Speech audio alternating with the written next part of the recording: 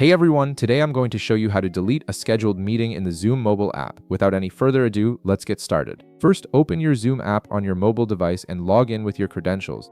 Once you're logged in, you'll land on the main screen where you can see all your upcoming meetings and scheduled sessions. Now look for your scheduled meeting in the list. You'll see all your upcoming meetings displayed here, making it easy to find the one you need to manage.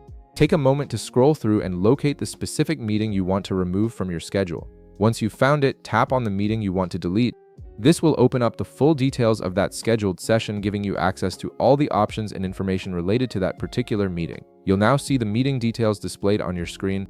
This includes information like the meeting time, duration, participants, and various settings you've configured for this session. This view gives you complete control over managing this specific meeting. In the upper right corner of the screen, tap on the three dotted lines icon.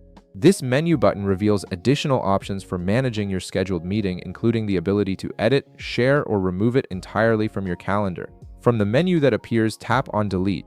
This option allows you to completely remove the scheduled meeting from your Zoom calendar, ensuring it won't appear in your upcoming meetings list anymore. A confirmation will pop up asking you to verify this action.